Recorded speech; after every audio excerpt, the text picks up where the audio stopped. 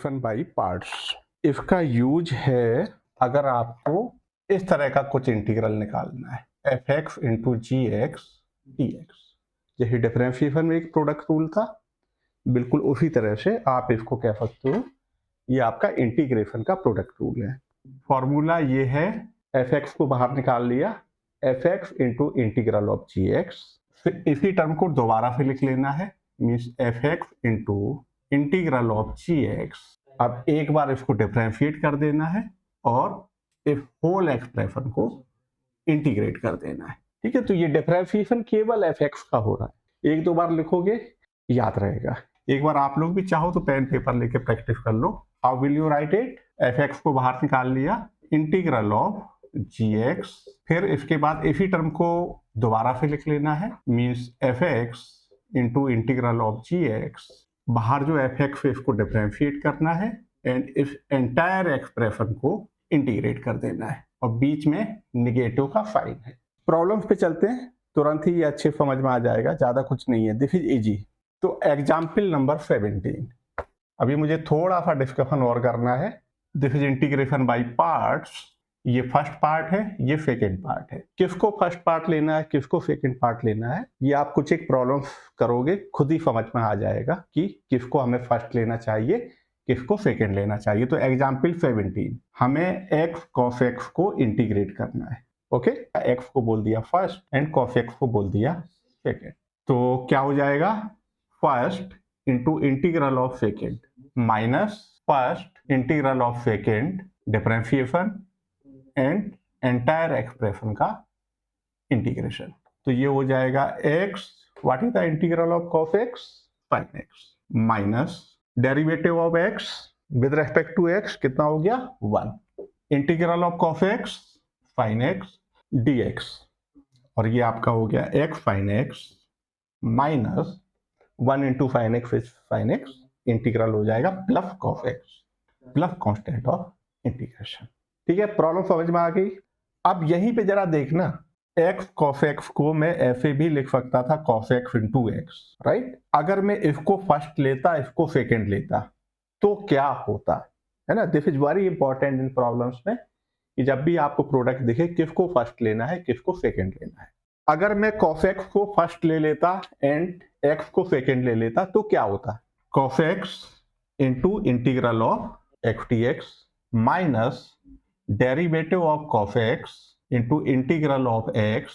आपको लग रहा है ये टर्मिनेट होता कभी, ये हो जाता cos x into x square by 2। ठीक है, ये इंटीग्रेट हो गया, लेकिन अब ये क्या हो जाता, cos x से sin x बनता, और ये लूप कभी खत्म नहीं होता जब तक आप x को फर्स्ट फंक्शन नहीं लेते।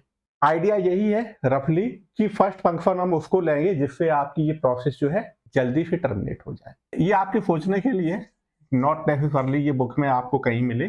सपोज मुझे इसको इंटीग्रेट करना होता, अगर आप इसको फर्स्ट लोगे, इसको सेकेंड लोगे, मोस्ट लाइकली ये शायद प्रॉब्लम होगी कहीं, अगर नहीं भी है तो मान लो ये प्रॉब्लम है। X square cos x dx minus derivative of first 2x integral of cos x क्या हो जाएगा sin x dx। 2 कांस्टेंट है, अब मैं इसको फर्स्ट लूंगा, इसको सेकंड लूंगा, अगले स्टेप में दोबारा से इंटीग्रेशन बाय पार्ट्स लगाऊंगा, नेक्स्ट स्टेप में ये टर्मिनेट हो जाए। x पावर 3 होता, तो एक तरह से आप समझ सकते हो, इन जनरल ये रूल आप मान लो कि x power something into something है, you can take x power something as first. ठीक है, नॉट नेसेसरली 100% केसेस में, मोस्ट ऑफ द टाइम। ठीक है, एक्सेप्शन आपको हर रूल के मिल जाएंगे, कोई भी उस तरह का रूल नहीं है जो 100% ऑफ द केसेस में काम करेगा। अगली प्रॉब्लम पे चलते हैं, एग्जाम्पल 18, और ये एग्जाम में बहुत पूछा जाता है। हमें इंटीग्रेट करना है log x को, तो एज सच कोई स्टैंडर्ड फॉर्मूला नहीं है, यहाँ पे सब्स्टिट्यूशन वर्क करेगा नहीं करेगा, ट्रिग्नोमेट्रिक आइडेंटिटी भी कोई नहीं है, नथिंग इज वर्किंग अभी तक का जो भी हमारा नॉलेज है। तो only way left is integration by parts. तो हमने फोर्सफुली इसको क्या लिख लिया, log x इंटू 1। अब बात आती है किसको फर्स्ट लेना है, किसको सेकेंड लेना है। तो अभी तो मैं इसको फर्स्ट, इसको सेकेंड लेके चल रहा हूँ, बाद में इन्वेस्टिगेट करेंगे। अगर मैंने इसको फर्स्ट ले लिया तो सेकेंड टर्म में जब डिफरेंशिएट करने जाओगे वो 0 हो जाएगा, तो अल्टीमेटली आप कहीं रीच नहीं करोगे, वहीं पे स्टक हो जाओगे। तो पहले इसको सॉल्व कर लेते हैं, फिर देखते हैं क्या होगा। लगाते हैं इंटीग्रेशन बाय पार्ट्स, तो क्या हो जाएगा, first means log x integral of second minus derivative of first means derivative of log x, integral of second, and if entire thing का इंटीग्रेशन। तो ये आपका हो गया 1 का इंटीग्रेशन x, तो log x इंटू x को पहले लिख लो तो अच्छा लगेगा, x log x माइनस, इधर पे देखो क्या होगा, दिस इज 1 अपॉन x, और ये इंटीग्रेट होके क्या आया x, ये 1 बचा, तो x log x minus 1 dx, integrate कर दो x log x minus x, and last integration का स्टेप था, तो यहाँ पे कांस्टेंट ऐड कर दो। ठीक है, ये समझ में आ गया, इजी लग रहा है अभी तक, most of the problem easy ही होंगी। अगली प्रॉब्लम पे चलते हैं। एग्जाम में एक्सरसाइज से ज्यादा एग्जाम्पल आते हैं, ये चीज ध्यान में रखनी है, एक्सरसाइज की कोई प्रॉब्लम छूट भी जाए लेकिन एग्जाम्पल एक भी नहीं छोड़ना है। तो 19th प्रॉब्लम आप लोग अटेम्प्ट करोगे, ठीक है, ये प्रॉब्लम भी 1 मार्क में बहुत पूछी जाती है। And example 20 is x into sine inverse x upon √1 minus x square. किसको फर्स्ट लें किसको सेकेंड लें, क्योंकि ये एक ढंग की प्रॉब्लम आई है जहां पे फर्स्ट क्या लेना है सेकेंड क्या लेना है ये मैटर करता है। तो आपने क्या सजेस्ट किया, साइन इनवर्स x को आप फर्स्ट ले रहे हो और rest is second, this is first this is second, तो क्या हो जाएगा, first means sign inverse x into integral of second means x upon √1 minus x square dx minus derivative of first, लिख दो direct derivative 1 upon √1 minus x square into integral of second x upon √1 minus x square dx and if entire expression का integral. यहाँ तक clear है?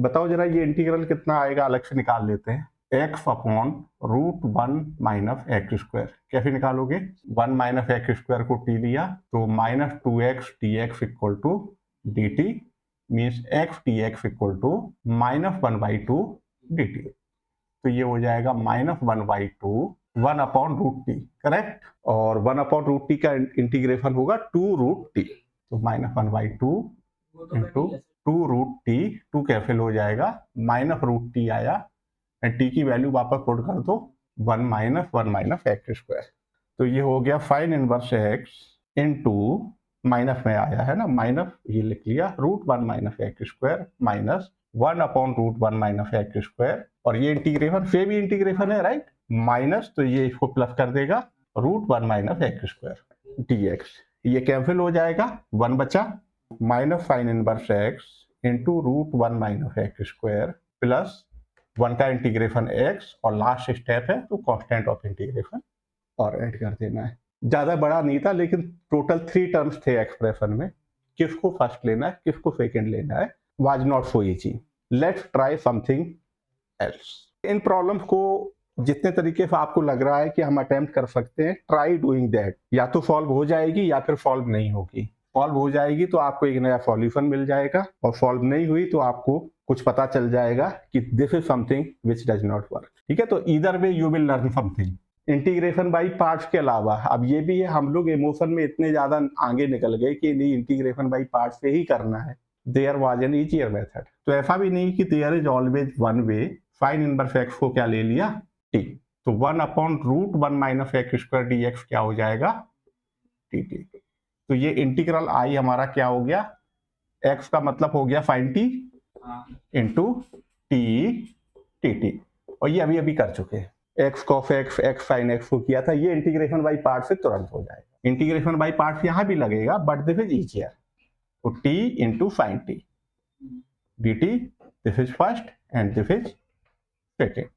First integral of second directly लिख दो, minus cos t minus derivative of first integral of second, तो minus t cos t plus sine t plus constant of integration, t की value वापस put कर दो, t की जगह पे क्या लिख दोगे, minus sine inverse x, cos t की वैल्यू निकालनी पड़ेगी, साइन t कितना है x, तो cos t कितना हो जाएगा √1 माइनस x स्क्वायर, तो ये हो गया √1 minus x square plus sine t कितना है x प्लस c। एग्जाम्पल 21, क्योंकि यहाँ से एक आपको पैटर्न मिलेगा जो अभी डेफिनेट इंटीग्रल पढ़ेंगे वहां भी बहुत यूज करेंगे। तो जो भी इंटीग्रेट करना था हमने इसको क्या ले लिया, i e power x sin x dx, मैं इसको फर्स्ट ले रहा हूं इसको सेकेंड ले रहा हूं, तो i इक्वल टू मेरा क्या हो गया, e पावर x डायरेक्ट लिख दूं minus cos x minus derivative of first no change, sin x का इंटीग्रल क्या हो गया माइनस कॉफ एक्स। अब यहाँ पे दोबारा से इंटीग्रेशन बाई पार्ट्स लगा दिया, ठीक है, तो minus e to the power x cos x, यहाँ पे बताना जरा e to the power x sine x minus derivative of first and cos x का integral sine x d x. What is this? This is your I. तो ये आपका हो गया I equal to minus e to the power x cos x plus e to the power x sine x minus I. I को left में ले आओ, to I equal to इतना, I equal to 1/2 e to the power x sine x minus e to the power x cos x. एक constant of integration डाल दो कहीं पे, राइट? अभी तक दिख नहीं रहा है। This is called recursion. Recursion का मतलब जिसको सॉल्व कर रहे थे उसको सॉल्व करते करते ये खुद ही आ गया। जो एग्जाम में पूछी जाती है उस तरह की 50% प्रॉब्लम ऐसी ही होती है, ठीक है। आई को सॉल्व करोगे, सॉल्व करते करते आपको वापस आई मिल जाएगा। दूसरे तरीके से ट्राई करें, इसको फर्स्ट ले इसको सेकेंड ले, देखते हैं क्या होता है। तो आई इक्वल टू, इस बार मैं क्या कर रहा हूँ, साइन एक्स को फर्स्ट ले रहा हूँ, ई पावर एक्स को सेकेंड ले रहा हूँ। टर्मिनेट ये भी नहीं हो रहा था क्योंकि आप साइन एक्स को इंटीग्रेट कर रहे थे, कॉस एक्स बन रहा था, कॉस एक्स को कर रहे थे, साइन एक्स बन रहा था। तो साइन कॉस में दो बार इंटीग्रेट किया, वापस साइन में आ गया, इस वजह से आपको ओरिजिनल आई मिल गया, है ना। That was the idea. यहाँ पे देखो, इसको फर्स्ट लिया, इसको सेकेंड लिया, इंटीग्रेशन बाई पार्ट्स, तो first into integral of second means E power x minus derivative of first cos x integral of second E power x का इंटीग्रल ई power x ही रहता है, ई पावर एक्स डीएक्स। फिर लगा दिया यहाँ पे, तो ये तो हो गया, इसका कुछ करना नहीं है, माइनस इसको देखो जरा, first integral of second minus derivative of first, तो प्लस साइन एक्स हो जाएगा इंटू ई पावर एक्स। फिर से ये आई बन गया, तो देखो आंसर वही आ गया जो पहले आया। तो इस बार कोई प्रॉब्लम नहीं थी, किसको फर्स्ट लिया किसको सेकेंड लिया, बोथ वे आपको आंसर मिल गया, ठीक है। तो यहाँ पे दोनों तरीके से हो गया। ये आइडिया ये था, ई पावर एक्स को आप इंटीग्रेट करना चाह रहे हो, it will not change, differentiate करोगे इट विल नॉट चेंज।